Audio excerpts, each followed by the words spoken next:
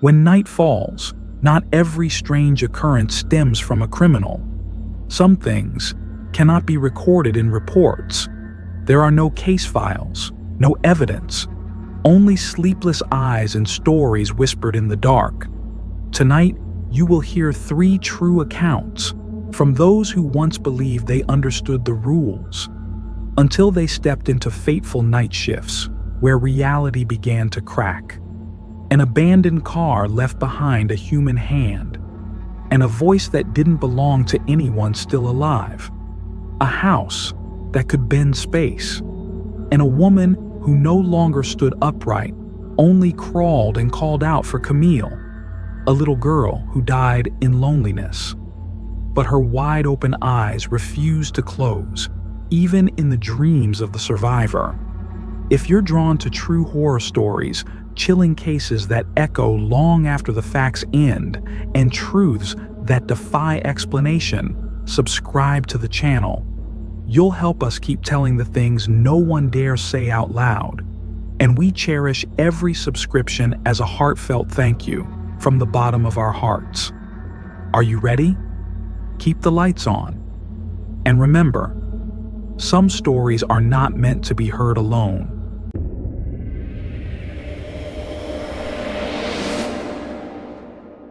Somewhere in southern New Jersey, on a road not found on any map and untouched by Google Street View, a police officer named Martin Clay was on his nightly patrol. He'd been in the force for nearly 10 years, and he had spent more hours in the driver's seat of a patrol car than on his living room couch. But that night, something felt different. No stars, no moon, just thick darkness and the woods lining both sides of the road, like 2 silent walls erected by night itself. Martin wasn't the imaginative type. He believed in protocol, in his flashlight, in the Glock on his hip.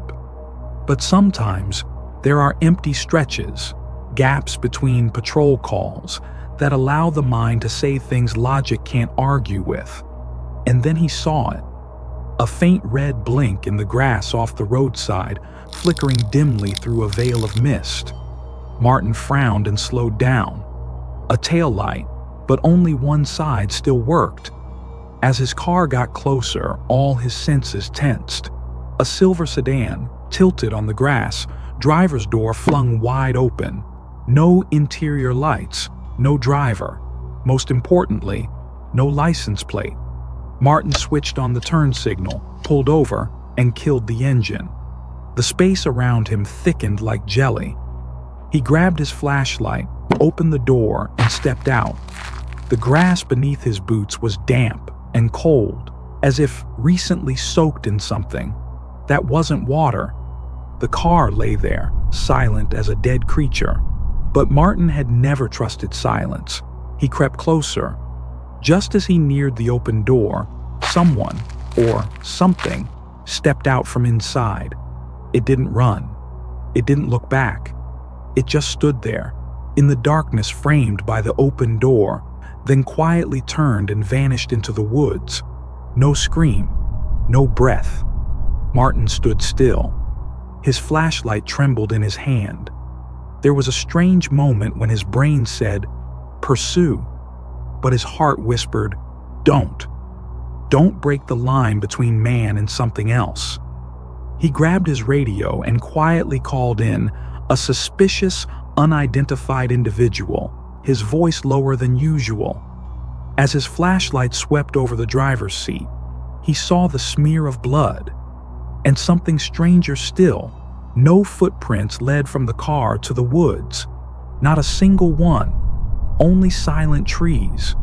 And his breathing, now breaking up, as if he had just stepped into a story where he was no longer allowed to be the main character.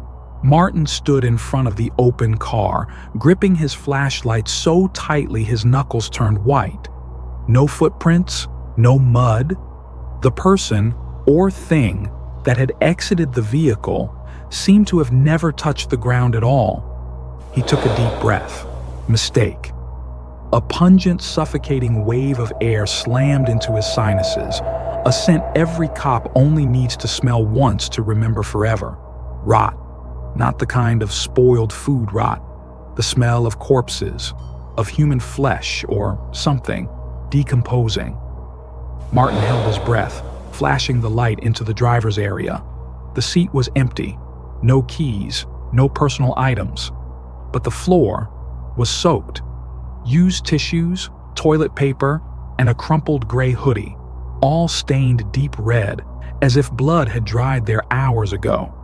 His stomach twisted, but before he could turn away, a sound froze every nerve in his body. Shh, shh. Footsteps. From the forest. Martin spun around, flashlight aimed at the sound. "This is the police," he yelled. "If you need help, come out of the woods. Hands where I can see them." Silence. Then, a voice answered. Deep. Hoarse. Not clearly old or young. Not clearly English or even human. Martin gripped the flashlight tightly, as if anchoring himself to the last shred of reality. "I repeat, if you're injured, I can assist. But you need to step out." No response. The figure that had run into the woods had vanished. No movement, no snapping twigs, no sound but the wind. Martin slowly backed away, the back of his neck ice cold. He walked toward the trunk. It wasn't locked. Martin popped it open with his knee. And in that exact moment, his heart nearly stopped. An object rested inside, wrapped in blood-soaked toilet paper, about the size of a baseball, heavy, solid. With gloved hands, Martin peeled back the layers. A human hand, severed at the wrist. The middle and pinky fingers are decaying. Nails are still painted red. He staggered back, trembling. His flashlight dropped, casting wild beams across the trees. In that moment, he was no longer a cop, but someone standing before a ritual of blood. Martin grabbed the radio, voice choked. Possible homicide. Request immediate backup. The suspect fled into the woods. Evidence of dismemberment. I repeat, there's a severed human hand. And as sirens echoed in the distance, Martin felt something shift in his gut, as if the real horror hadn't shown itself yet. When the first backup unit arrived, the flashing red and blue lights tore through the night like reality itself screaming. But Martin stood still, eyes locked on the forest ahead. There, where the darkness was denser than space itself, was where that thing had vanished. Sheriff Reynolds stepped out of his car, face scowling from being woken up at this hour. What the hell is going on here? Martin didn't respond immediately. His hands were still trembling. Someone, or something, ran from this car, he pointed. There's a human hand in the trunk. Reynolds followed his gaze, then immediately signaled 2 officers to secure the scene. Flashlights, weapons, K9 units. A team began to move into the forest, one by one, in silence. Only the crunch of dry leaves under boots and the occasional crackle of radio static broke the stillness. Martin was told to return to the car for initial treatment, but he refused. Something wasn't over. He couldn't leave.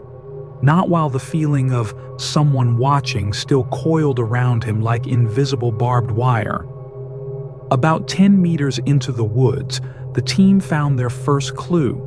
No blood. No sign of an injured person fleeing. No footprints in the grass. No broken branches. Nothing.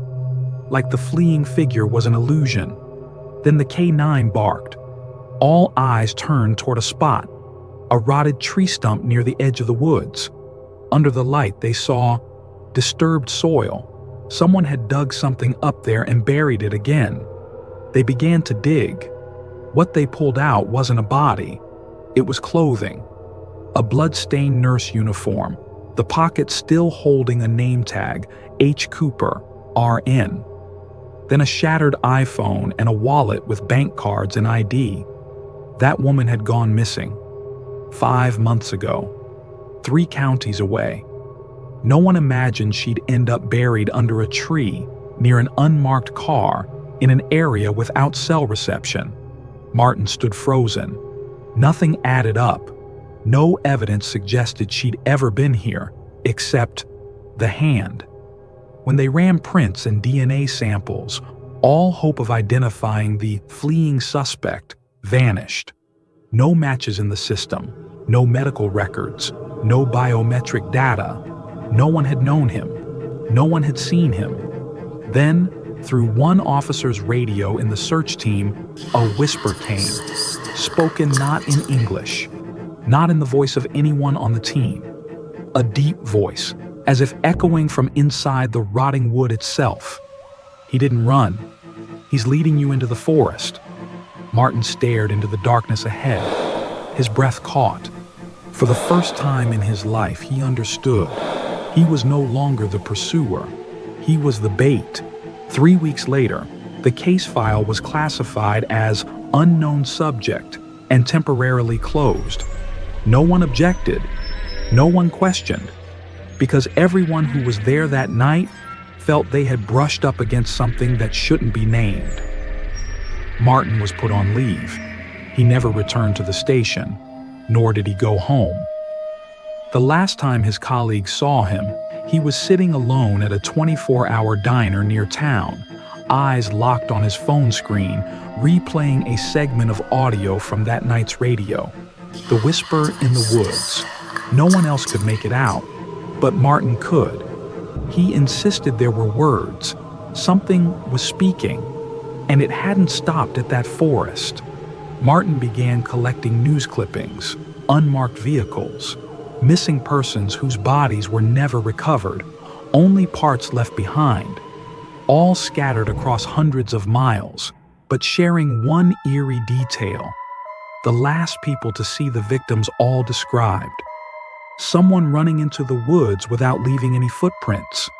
He mapped these cases on a corkboard, drew connections, marked the coordinates, and then he stopped.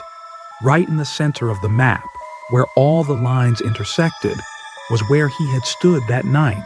The car, the hand, the voice in the dark. That night, Martin left his house, told no one, left no message. His old patrol car was found 2 days later, the driver's door wide open, the right taillight still blinking. No tire marks turning back, no footprints. Only Martin's flashlight, lying in the middle of the road, was still shining, and his radio, still looping the final transmission before losing signal, a whisper, barely audible. This time, it's your turn.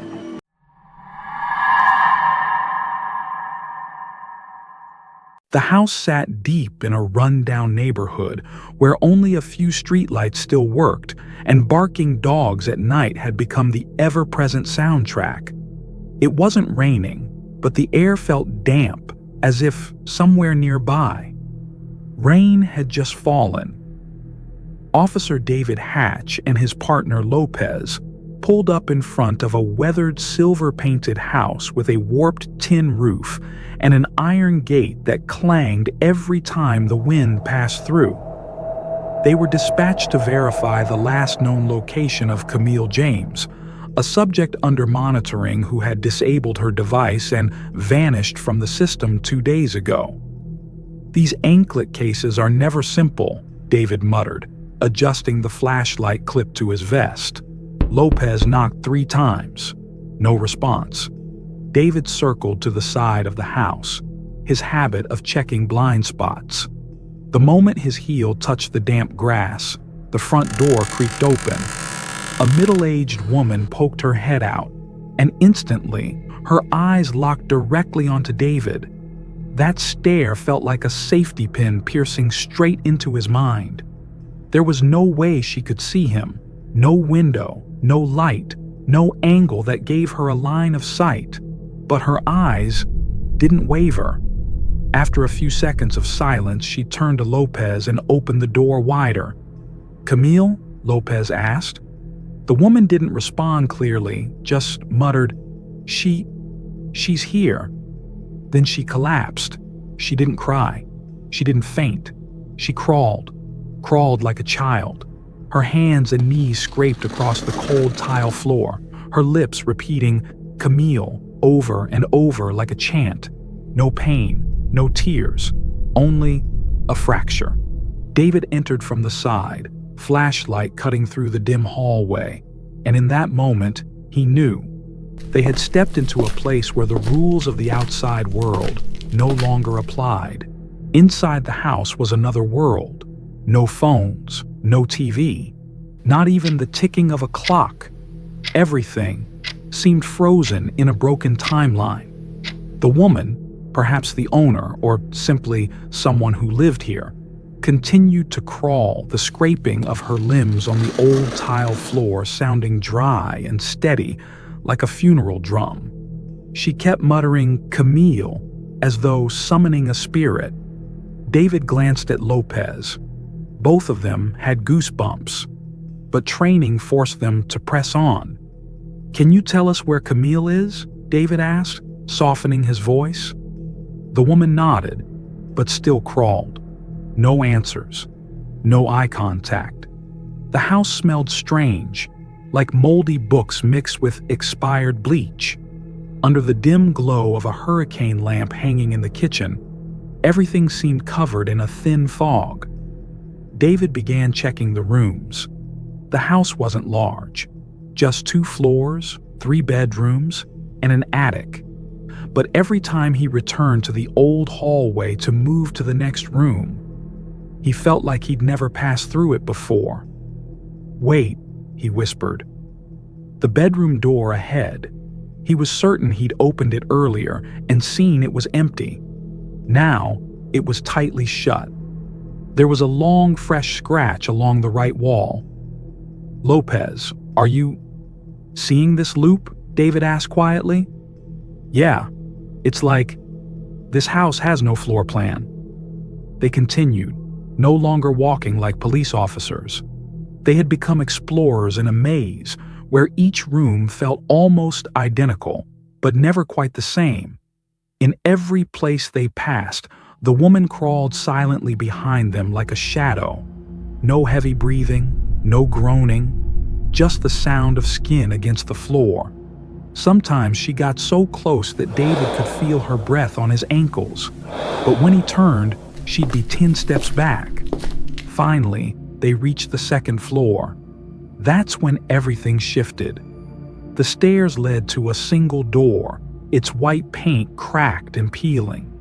The doorknob was stiff and gummed with paint, as if no one had turned it in years. David tried it. No movement. Lopez looked around. This had to be the way up to the bedroom. David shoved. The door popped open with a crack. Instead of a hallway, it was a cold, empty attic, lined with insulation, a single dangling bulb hanging from the ceiling. On the floor, there was a black and white photograph. 2 women.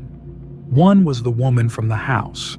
The other was Camille, wearing a caregiver uniform, her hand on the woman's shoulder, her smile stiff.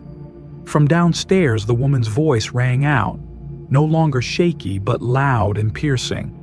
"Camille, don't let them find you." David looked at Lopez, but Lopez was no longer there.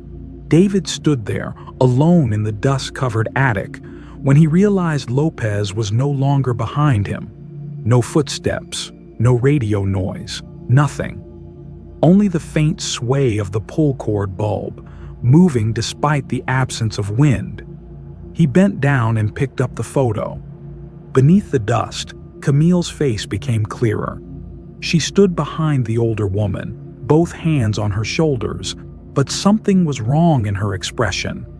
Camille wasn't looking at the camera. She was staring directly behind the person taking the photo, into the void. David stepped back. His fingers stiffened around his Glock. He pulled out the radio. "Lopez, do you copy?" Static, then silence. He turned toward the stairs, but it was no longer stairs.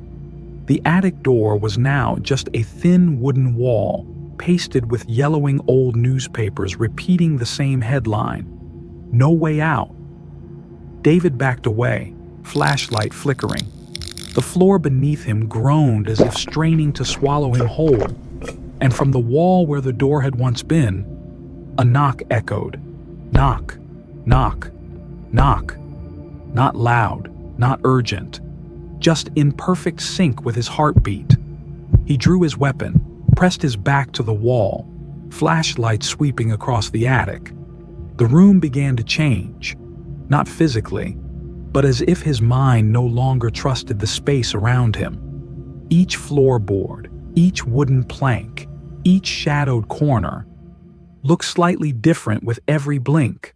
Suddenly, the sound of crawling echoed again, not from below, right behind him.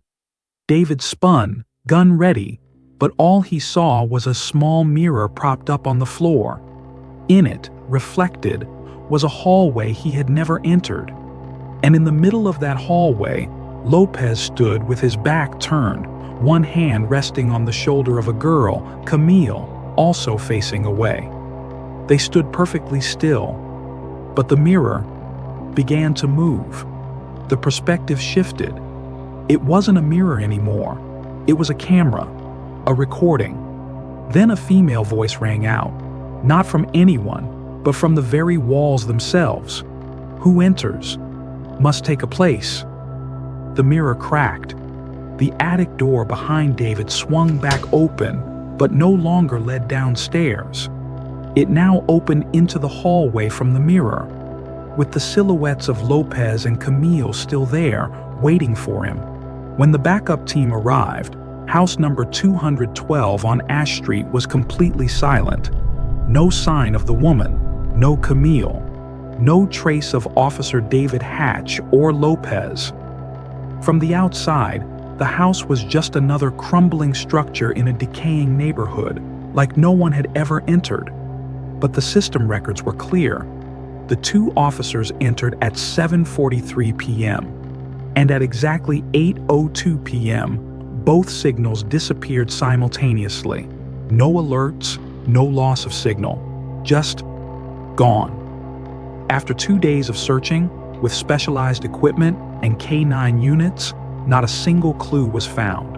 No signs of struggle, no blood, no tracks. The only item left behind was David's flashlight, lying neatly on the attic floor, still powered on, its beam shining directly at a blank wooden wall. On that wall, scrawled in crude black charcoal, were the words, "Camille never leaves. The last one must stay." The investigation ended in a deadlock.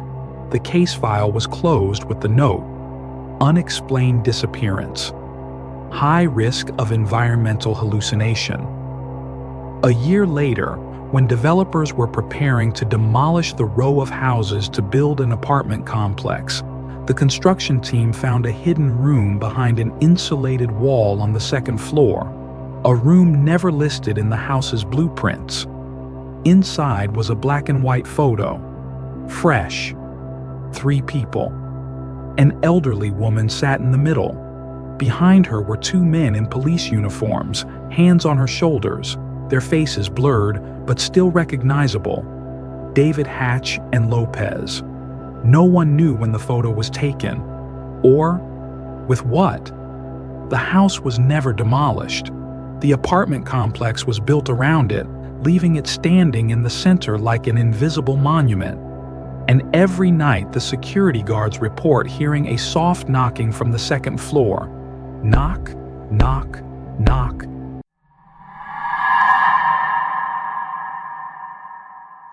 Bob, a police officer in a remote county of Georgia, still carried a spark in his eyes the day he joined the force. Back then, he believed his work would change the community, that he would save someone. But sometimes, what he found were things no one wanted to know. In mid-June, an emergency call came through Bob's department. An elderly man had discovered something terrible at a house between Macon and Roberta, a desolate plot long rumored to be abandoned. No residents, no lights, no mail in the box. But something had changed. Bob arrived with his partner. As the car stopped, the first sight froze them both. A man sat slumped at the doorstep, hands buried in his coat pockets, shoulders shaking. No screaming, no crying. Just sitting there, trembling and repeating, It was awful. They didn't deserve that.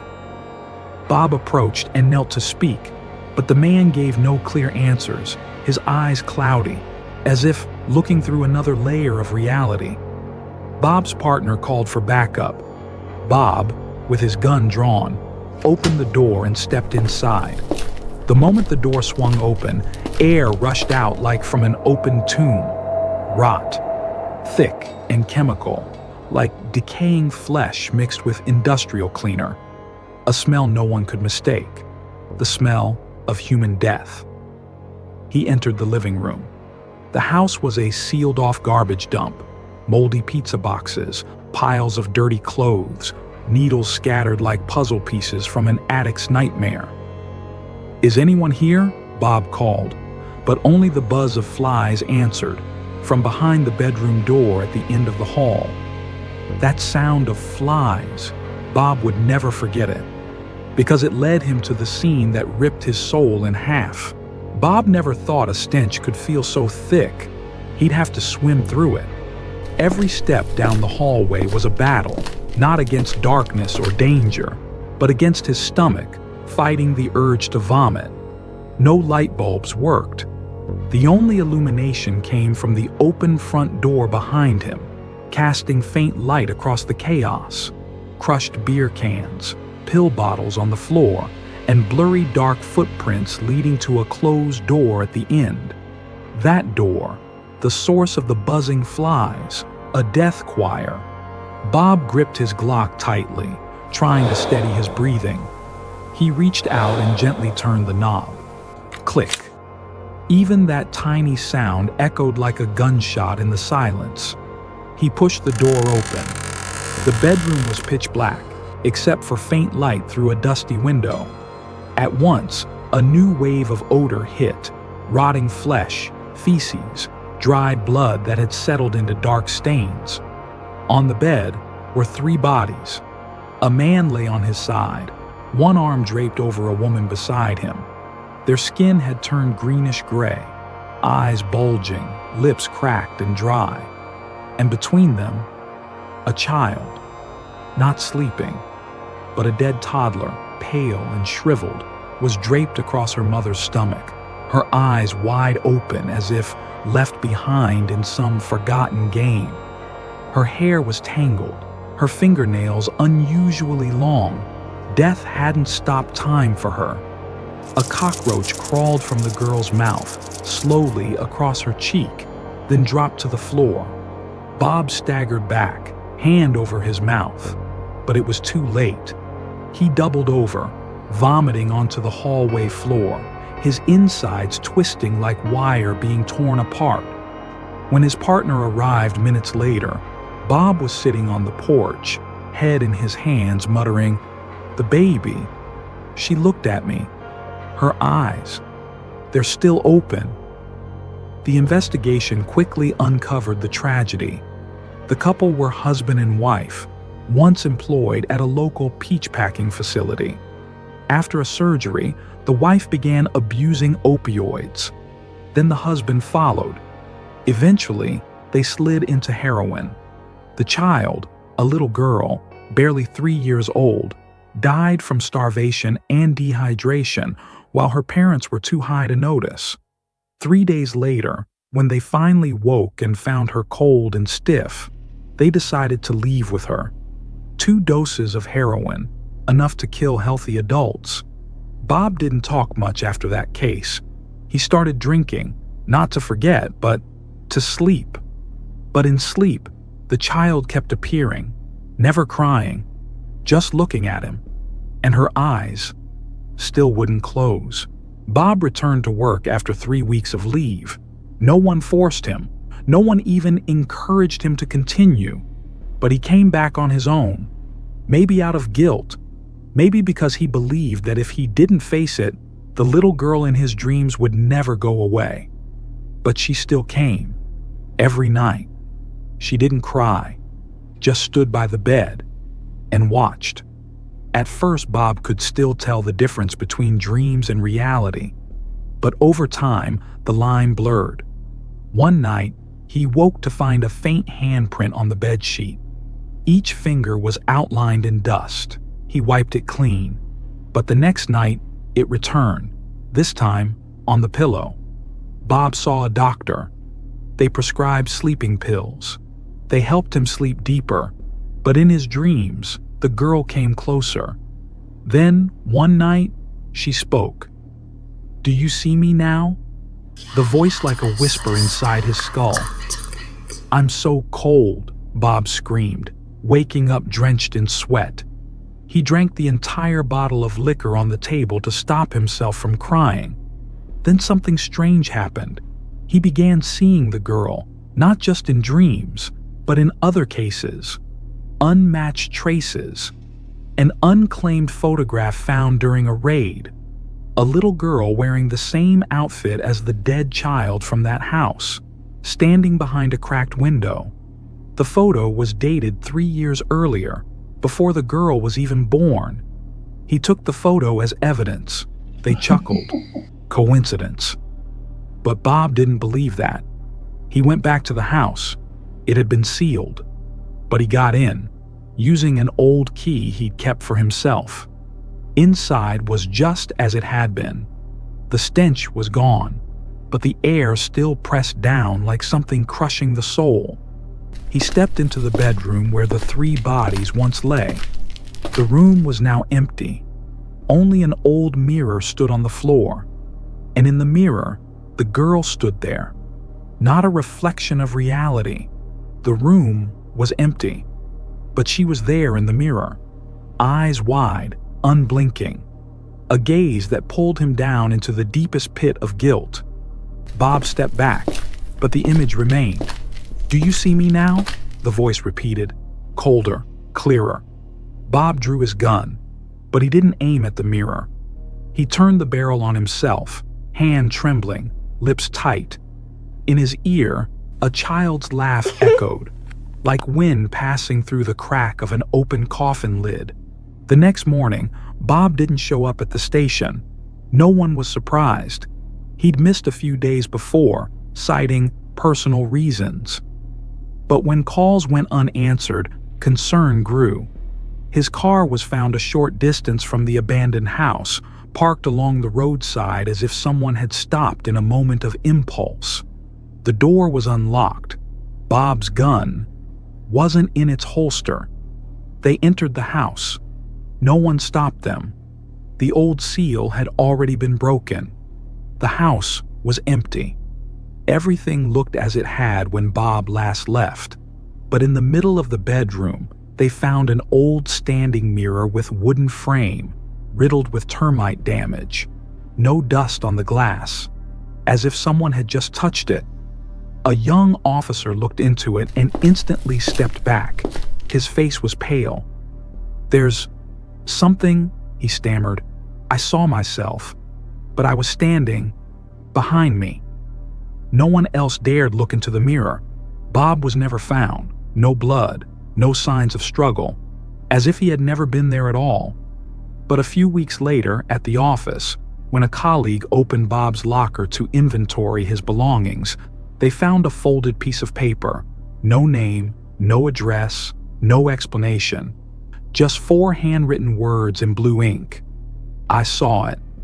And at the bottom, in smaller handwriting, like it had been written by a tiny hand, "Now it's your turn to stay."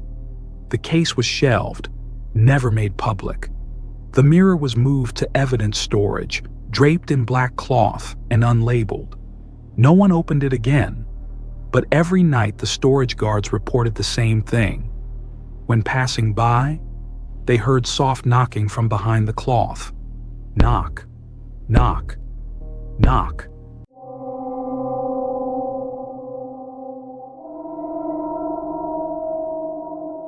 Have you ever wondered what could make a police officer, someone who faces crime every day, break down in tears alone in their patrol car at 3 a.m.? It's not the criminals. It's because there are things they can't explain. In this video, you've heard 3 true stories, 3 cases that made people trained to feel no fear.